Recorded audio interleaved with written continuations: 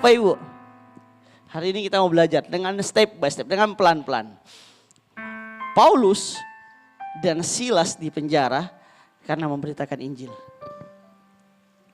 Paulus di penjara karena menyatakan Tuhan, membawa keselamatan, ya kan?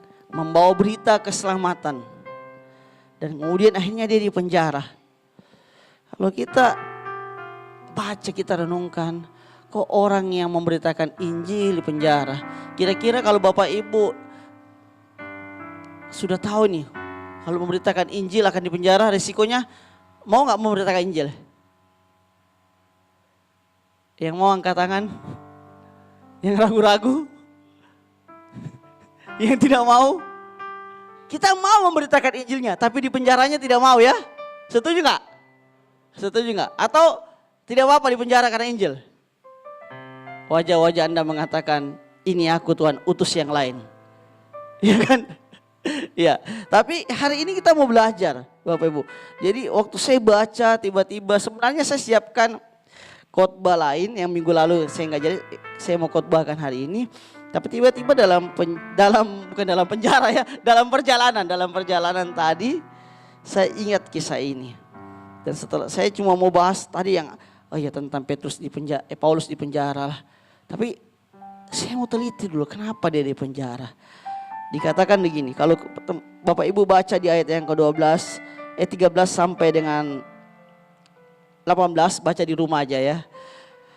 Di situ dikatakan bagaimana Paulus ada di Filipi, kemudian dia bertemu dengan seorang perempuan yang bernama Lydia. Dia ke Filipi itu bukan karena dia mau ya. Jadi dia mau menyeberang ke satu kota, kemudian Tuhan kasih dia penglihatan pergi ke Makedonia. Dan kemudian kota terdekat yang mesti dilewati adalah Filipi. Jadi Tuhan yang suruh ya. Tuhan yang suruh, ada orang yang berseru-seru minta keselamatan. Dan dia bertemu dengan Lydia, dan setelah dia ketemu dengan Lydia, Lydia bertobat. Lydia mengenal Tuhan dan Lydia membawa seluruh keluarganya. Dan Lydia bilang, ayo tinggallah di rumahku. Dalam perjalanan dia mau perjalanan ke rumah Lydia, ada seorang hamba tenun. Jadi semacam dukun ya. Dukun ini yang suka mendoakan orang-orang kaya supaya laris usahanya. Begitu kan. Sampai sekarang kan banyak orang juga ke dukun-dukun supaya laris toh. Minta penglaris ya kan. Banyaknya makanya kalau kita makan, kok biasa aja makanannya tapi kok laris ya kan.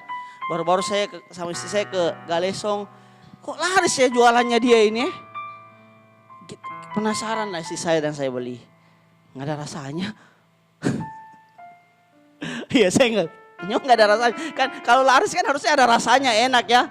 Nggak ada tapi laris. Oke. Saya nggak, tapi akhirnya setelah orang itu, hamba tenun ini berteriak, jangan, orang ini membawa keselamatan, membawa berita keselamatan. Terus Paulus jengkel karena berhari-hari diteriakin supaya orang jangan datang ke Paulus. Jadi ini sesuatu yang lucu ya. Orang berdoa, orang mau supaya ada orang datang membawa berita keselamatan. Tapi ada orang lain yang tidak mau berita keselamatan. Yang berusaha menghalangi orang. Dalam perjalanan kekristenan kita, kita mau berjalan menuju Tuhan. Tapi ada orang-orang di sekeliling kita yang akan berusaha menghambat saudara dan saya. Sama seperti Paulus. Waktu dia berjalan dalam penginjilan, ada orang-orang yang berusaha menghambat untuk kabar baik itu. Dalam perjalanan kita menjadi orang percaya, Tuhan tidak suruh kita menjadi percaya, terima keselamatan, duduk manis di gereja dengan firman Tuhan, pulang, tunggu hari Natal 2 bulan lagi, kita bersorak-sorai, sudah itu kita tunggu tahun depan lagi, kita tunggu begitu terus saja. Enggak, Tuhan mau bagaimana ketika saudara dan saya menjadi percaya, saudara dimuridkan dan saudara pergi memberitakan Injil. Menjadi saksi, ya kan? Dan dalam perjalanan kita mau menjadi saksi. Ada banyak cara sekarang orang bersaksi, bisa lewat status lah ya. Yang paling gampang pasang ayat-ayat Kristen tuh. Dia bilang gini, bersama Tuhan aku kuat. Kan? Terus kasih itu lemah lembut. Sekalipun faktanya di rumah dia nggak lemah lembut, tapi dipasang aja. Iya toh? Kan pernah nggak kita ketemu orang itu, statusnya rohani sekali. Tapi kelakuannya rohana sekali. Ada yang pernah ketemu orang-orang itu?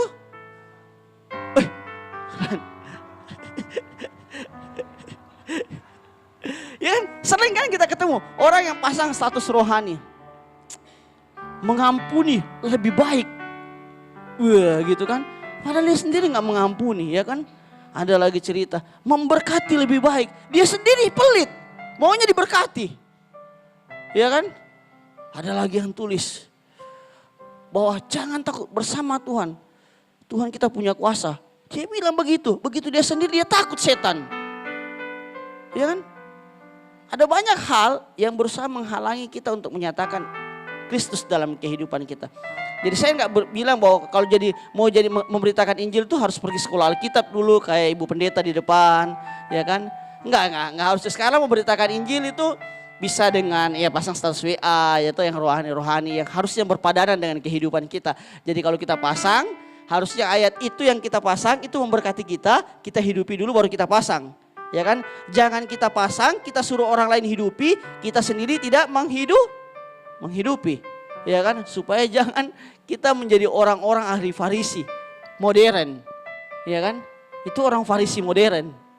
Pasang ayat, suruh orang lain ikuti, dia sendiri gak ikutin. Ya kan, nah kita jangan jadi Farisi modern. Nah, kan? Kita bisa lewat itu, atau bisa juga lewat kehidupan kita memberi senyum sama orang, ya kan. Jadi saya tadi ketemu, ada saat tadi saya pergi sama Hendra. Jadi orang nyanyi, bisa sementara nyanyi, begitu ada yang salah dia. Bagaimana bapak-bapak, ibu-ibu kira-kira kalau jadi jemaat, kemudian WL-nya begini.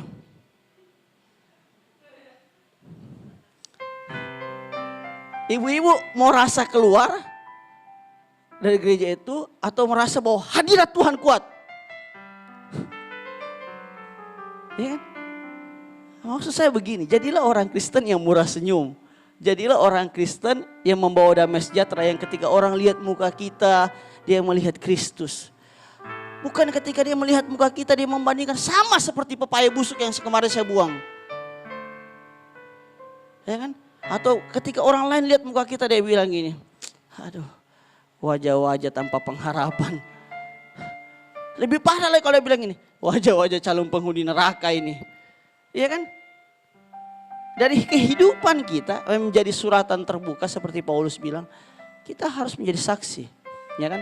Dan Paulus gitu, dia memakai hidupnya untuk jadi saksi. Dia memakai, dia memberitakan Injil dan pada akhirnya setelah dia mengusir setan dari roh tenun itu dari orang itu nggak punya kuasa. Yang marah bos-bosnya kan, wah kita nggak bisa jadi kaya lagi. Dukunnya langsung hilang ilmunya. Kan akhirnya singkat cerita Paulus di penjara. Kalau saudara dan saya berdiri di posisi itu, habis memberitakan Injil, kemudian bapak ditangkap, ibu-ibu ditangkap, dimasukkan penjara. Kira-kira kita akan apa? Kita akan ngomel atau kita bersuka cita kayak Paulus? Bapak ibu kalau ditangkap karena Injil, bersuka cita atau ngomel? Iya, sekarang ngomong bersuka cita karena baca kisah Paulus. Bapak ibu, sekarang kita berani ngomong. Banyak orang berngomong, saya akan bersuka cita. Iya, lu udah tahu cerita Paulus yang ketika dia bersuka cita, Tuhan membebaskan itu. Kita nggak usah muluk-muluk sampai ke sana ke penjara. Orang kita ada masalah aja, kita kehilangan damai sejahtera. Mari lambaikan yang mengalami. Yang ketika ada masalah langsung kehilangan damai sejahtera. Ketika suami telah terima gaji langsung marah-marah. Ketika kita ada teman kita toel kita langsung marah-marah. Oh cuma saya doang ini kayaknya. Yang lain kayaknya tidak ini. Bapak Ibu adalah orang-orang penuh dengan kasih, luar biasa. Ya kita ulah. Jadi di sini Paulus itu mendapatkan suatu masalah yang cukup luar biasa. Bagaimana dia menjadi saksi dan kemudian setelah itu dia dipenjara karena memberitakan Injil, karena membawa berita keselamatan. Kita mau baca di dalam Filipi Kisah Rasul 16. Saya baca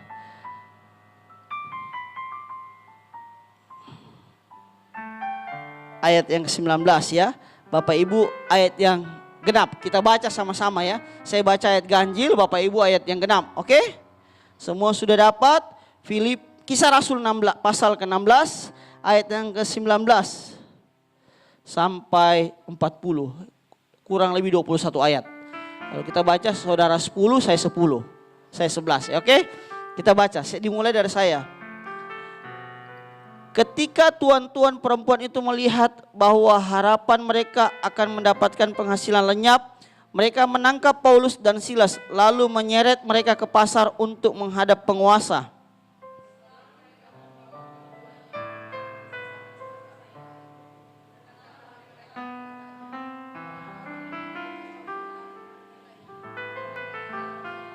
Dan mereka mengadakan adat istiadat yang kita sebagai orang Rom tidak boleh menerimanya atau menurutinya.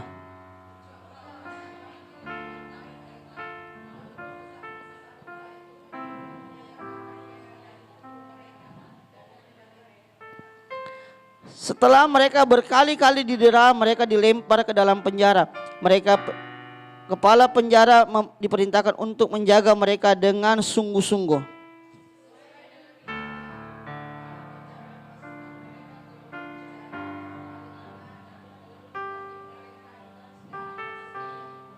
Tetapi kira-kira tengah malam Paulus dan Silas berdoa dan menyanyikan puji-pujian kepada Allah, dan orang-orang hukuman lain mendengarkan mereka.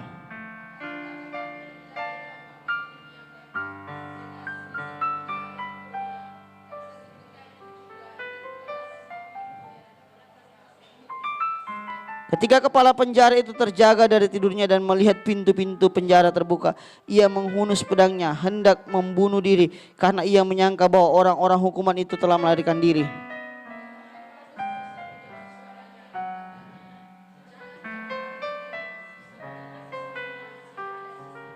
Kepala penjara itu menyuruh membawa suluh lalu berlari masuk, dan dengan gemetar bersungkurlah ia di depan Paulus dan Silas.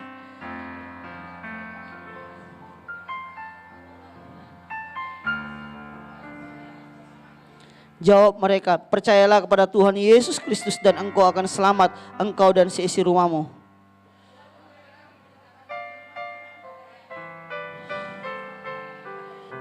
Pada jam itu juga kepala penjara itu membawa mereka dan membasuh bilur mereka. Seketika itu juga ia dan keluarganya memberi diri dibaptis.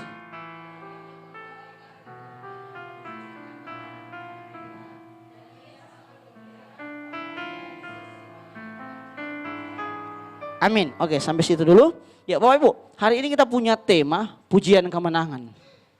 Pujian kemenangan. Kenapa kita perlu menyatakan pujian kemenangan? Bahwa ternyata pujian kemenangan itu, pujian itu tidak harus keluar dalam situasi yang baik. Bahkan saya boleh katakan begini, bahwa kalau mau lihat kuasa pujian itu, pasnya itu lebih bagus dalam masa-masa sulit. Kalau saudara dan saya menaikkan pujian ketika kita kondisi baik, semua orang bisa melakukan.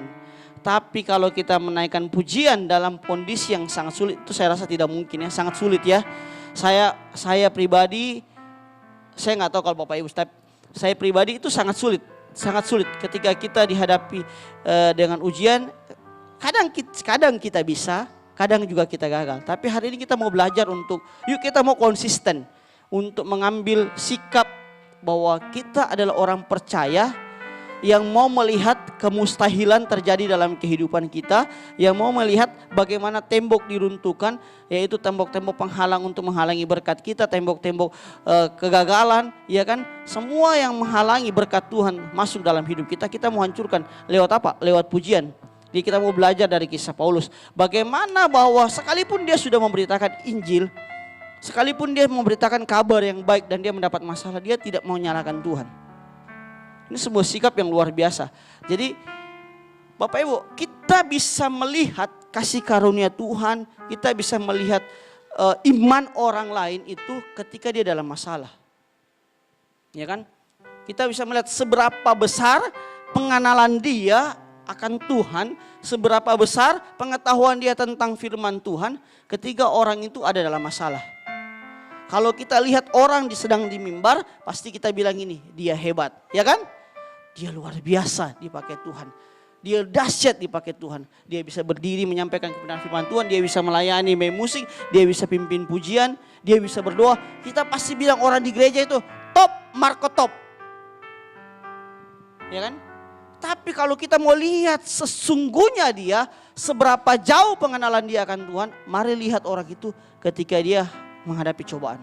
Mari lihat orang itu ketika hidupnya seperti telur di ujung tanduk. Apakah dia masih mau memuji Tuhan atau dia mau menyalahkan Tuhan? Jadi jangan bilang saudara dan saya punya iman yang kuat waktu di gereja. Enggak, waktu di gereja saudara dan saya adalah orang-orang kudus. Saudara dan saya adalah orang-orang yang luar biasa, ya kan? Tapi pertanyaannya, setelah hari Minggu ini, Senin dan sampai Sabtu ini, saudara dan saya apakah ada orang-orang yang sama seperti di hari Minggu, yang mengangkat tangan, yang memuji Tuhan, yang meninggikan Tuhan? Hari ini kita mau bongkar diri kita saudara dan saya, kita mau bongkar sama-sama. Kita mau lihat hidup kita di hari Senin dan Sabtu ini. Ya kan, sekalipun kita bicara di hari Minggu ini bahwa ada banyak orang Kristen punya kehidupan Senin sampai Sabtu, itu adalah kehidupan orang-orang yang, kalau saya boleh katakan bahwa kehidupan orang-orang yang palsu. Kita hebat, kita jago di gereja. Tapi Senin sampai Sabtu kita jadi pecundang. Kita jadi orang yang mempermalukan Tuhan. Kenapa? Kita gagal. Waktu saya bawa mobil, saya dapat. Apakah saya akan tetap berkata bahwa Tuhan Engkau baik? Jadi saya tadi di jalan, saya ditelepon oleh mama rohani saya. Dia bilang gini, bereskan hatimu. Bereskan hatimu. Kalau kau mau lihat kemuliaan Tuhan atas hidupmu. Dia orang paling mengenal hidup saya. Saya tahu waktu dia bilang begitu, Tuhan bicara. Saya gagal. Sekalipun 2 hari sebelumnya saya sudah dapat, Tuhan ampuni saya. Saya katakanlah dengan seseorang, saya bilang gini, bodohnya saya tidak bereskan hati saya. Tapi setelah itu saya gagal, saya masih gagal. Sampai tadi akhirnya, oh iya saya gagal. Akhirnya saya dapat ayat ini.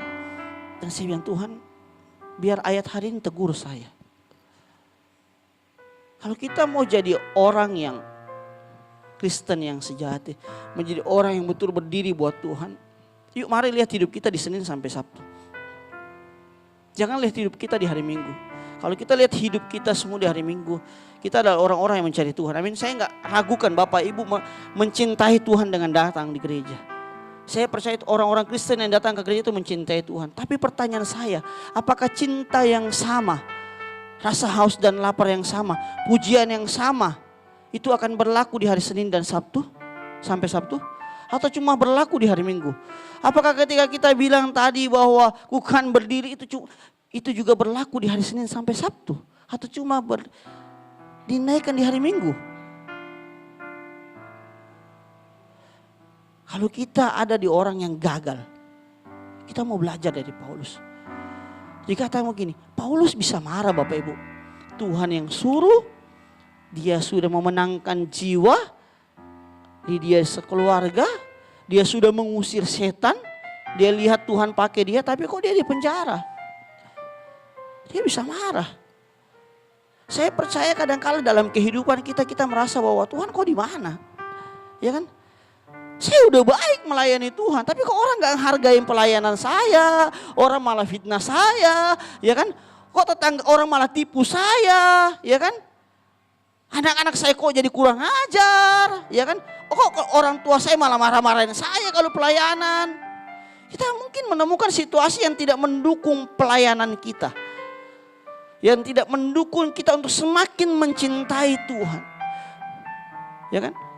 Ada banyak situasi yang hari-hari ini iblis mau supaya saudara dan saya undur dalam pelayanan, undur dalam cinta akan Tuhan. Kita bisa dibuat sibuk dengan pekerjaan sampai kita lupa memberikan waktu kita untuk saat teduh dengan Tuhan. Karena kita terlalu lelah dengan pekerjaan, kita akhirnya tidak mampu untuk berdoa lagi. Ya kan? Karena kita terlalu diberkati Tuhan, kita lupa bagaimana harusnya menjadi berkat. Kita sibuk dengan menikmati berkat itu buat kita diri sendiri. Padahal Tuhan bilang gini, kita dipanggil untuk menerima berkat dan menjadi berkat. Itu tidak berhenti di saudara dan saya menjadi diberkati. Tapi firman Tuhan, kita harus menjadi berkat. Dengan berkat yang kita miliki, pakai secukupnya, sisanya itu untuk memberkati orang lain. Ya kan?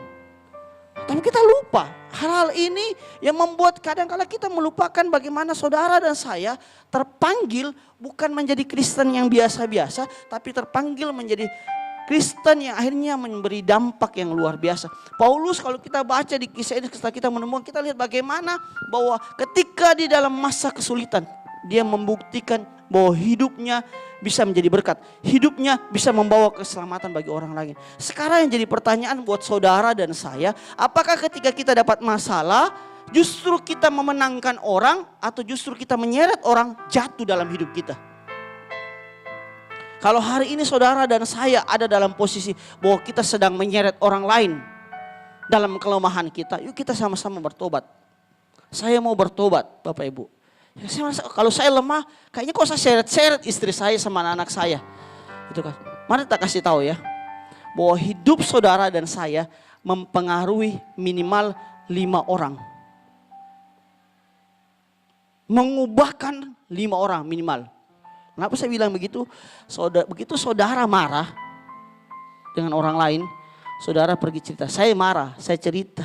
Saya marah misalnya sama Lis, saya cerita kebencian saya terhadap Lis ke istri saya. Istri saya yang tadinya baik-baik dengan Lis, akhirnya melihat Lis, aduh memang itu anak. Setelah itu dia cerita lagi sama adiknya, Ibu Fani. Ibu Fani yang tadinya tidak kenal Lis, begitu dia lihat Lis, dia kode istriku. Itu Mika yang dibilang Lis. Ya kan? Sebentar Fani dia ketemu sama suaminya. Begitu dia jalan, dia ke Indomaret, tidak sengaja lihat Lis, dia colek suaminya lagi. Weh, itu yang bantu. Pak Ronald itu begitu kan? Suaminya lagi begini.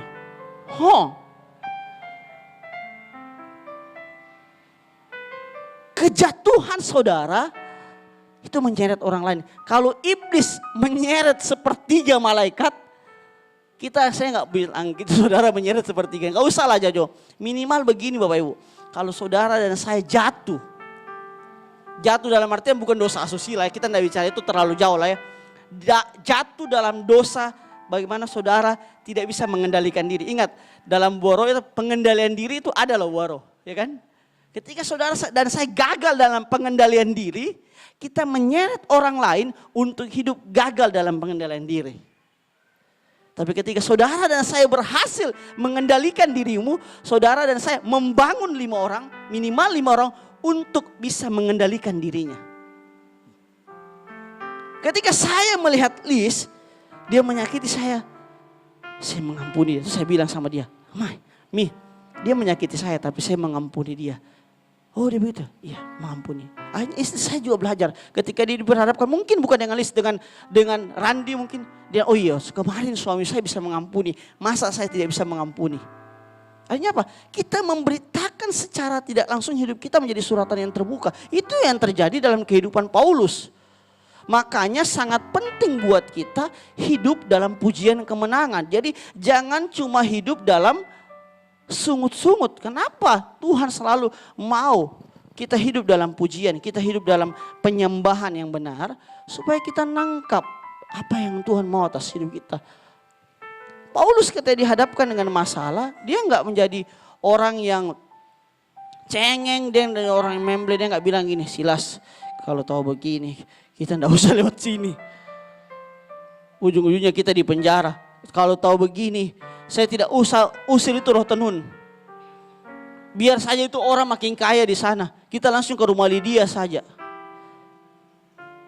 Lihat Mi, gara-gara kita usir setan. Kita di penjara. Besok-besok kalau ada setan kita nggak usah usir. Kita biarkan saja.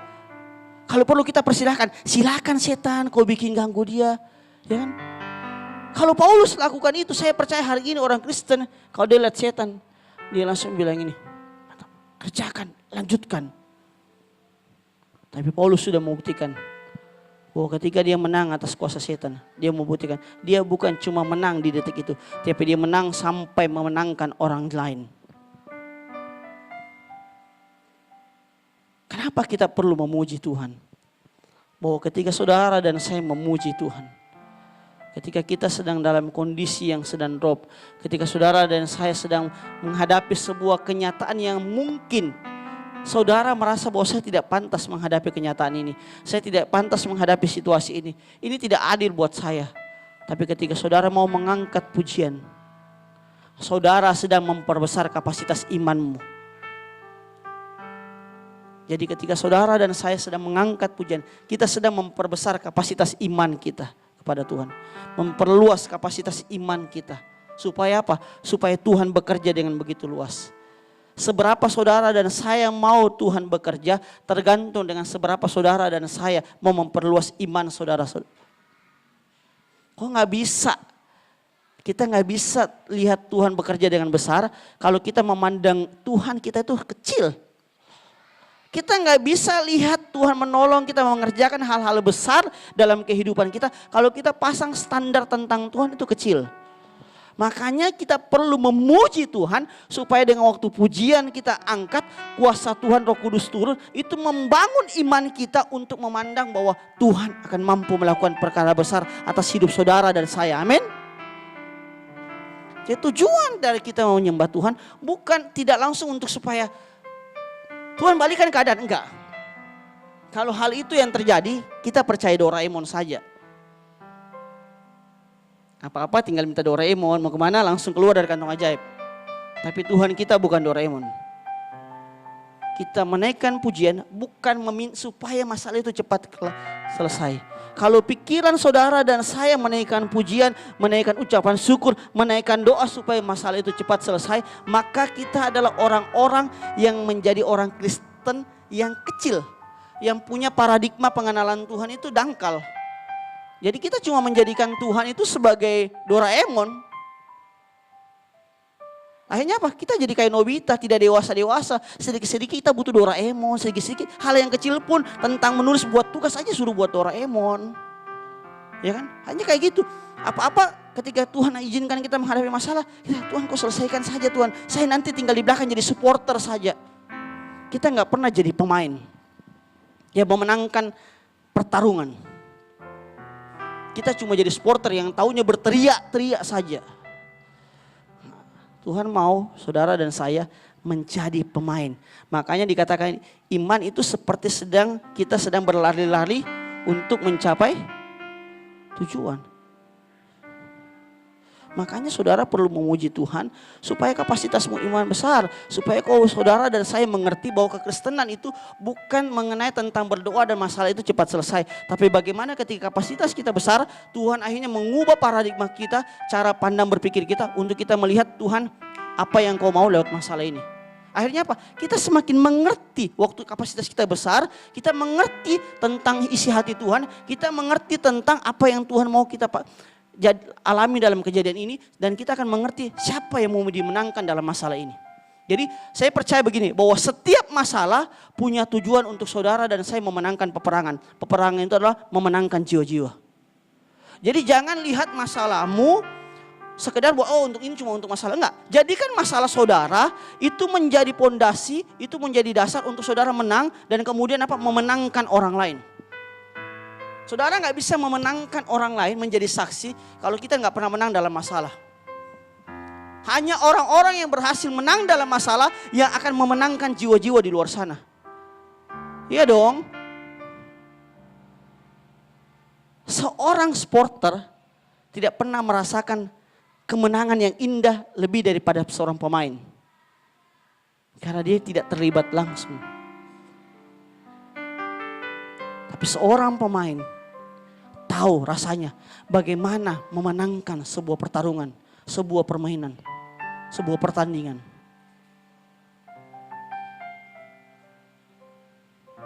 Jadilah orang Kristen yang menaikkan pujian supaya kapasitas imanmu besar. Dengan kapasitas iman yang besar, saudara kemudian memenangkan pertarungan untuk memenangkan orang lain. Itu yang terjadi dalam Paulus. Ketika Paulus memperbesar kapasitas imannya, dia mengalami mujizat dan kemudian akhirnya apa? Dia memenangkan kepala penjara. Pertama. Yang kedua, kenapa kita perlu menaikkan pujian? Supaya ketika kita ke saudara dan saya menaikkan pujian, Tuhan membawa kita masuk ke dalam sebuah level yang namanya begini. Saudara percaya penuh kepada Tuhan. Percaya penuh kepada Tuhan artinya begini, bahwa di dalamnya saudara belajar menerima apa yang Tuhan izinkan terjadi. Jadi percaya penuh itu bukan berarti saudara berharap semuanya selesai, enggak. Kadang-kadang Tuhan tidak mengizinkan masalah cepat selesai. Supaya apa? Supaya saudara dan saya belajar melihat. Supaya apa? Kita punya keyakinan, tahu isi hati Tuhan. Yang ketiga, kenapa kita perlu menaikkan pujian? Supaya saudara penuh dengan damai sejahtera yang memampukan saudara dan saya mengampuni orang lain. Hanya orang-orang yang bisa menaikkan pujian yang bisa mengampuni. Kalau kita tidak pernah naikkan pujian, gak pernah ada damai sejahtera turun atas kehidupan kita, kita akan susah mengampuni. Makanya hidup kita akan sangat sulit. Saya percaya gini, kalau Paulus masih maki-maki, gara-gara itu dukun itu saya di penjara, dia akan lihat mujizat. Tapi saya percaya ketika dia menaikkan pujian, dia berkata, Tuhan, saya tahu saya masuk dalam penjara karena dukun itu. Bagaimana dia melapor, bagaimana bos-bos itu melapor sehingga saya mesti dihakimi. Tapi saya percaya Tuhan ini caramu untuk saya jadi berkat. Saya melepaskan pengampunan. Dan ketika itu terjadi, sorga terbuka menyatakan kuasanya. Hari ini kita mau belajar, enggak usah pusing dengan apa yang orang buat atas hidup kita. Enggak usah stres dengan orang-orang yang menjadi batu sandungan buat kita. Jangan berikan hatimu untuk jatuh kepada orang-orang yang menjadi batu sandungan atas kehidupanmu. Tapi berikan hatimu kepada Tuhan supaya kau bisa melewati itu menjadi batu loncatan. Amin. Jadi sekali lagi, jangan berikan hatimu kepada orang-orang yang membuatmu tersandung. Tapi berikan hatimu kepada Tuhan supaya batu itu menjadi batu loncatan, bukan jadi batu sandungan atas kehidupanmu. Supaya orang itu menjadi batu loncatan atas hidupmu, bukan menjadi batu sandungan. Amin. Jadi ketika orang berusaha menyandung kita, orang memfitnah kita, orang membuat apa kita, rekan kerja kita bagaimana, ada situasi yang bagaimana, jangan berikan hati kita supaya kita terkonsentrasi di situ sampai kita melupakan Tuhan. Tapi bawa itu ketika saudara dan saya lihat ini masalah, bawa itu ke hadapan Tuhan dengan puji-pujian. Supaya dengan puji-pujian kapasitasmu besar, kau mengerti apa yang Tuhan mau, dan waktu itu kita akan menjadi berkat bagi banyak orang. Sehingga apa? Ketika orang lain mendapatkan masalah yang sama, kita boleh bersaksi bahwa saya pernah hadapi itu. Dan saya lewati itu. Kenapa? Karena saya percaya Tuhan. Dan itu waktu di mana saudara akhirnya bisa memenangkan orang lain. Itu waktu di mana kehidupan saudara menjadi berkat. Itu waktu di mana saudara akhirnya melakukan apa yang disebut penginjilan. Amin. Jadi sekali lagi, mulai penginjilan dengan bagaimana? Dengan memenangkan orang lain. Lewat apa? Hiduplah dalam pujian kemenangan ketika kita mendapatkan masalah. Amin.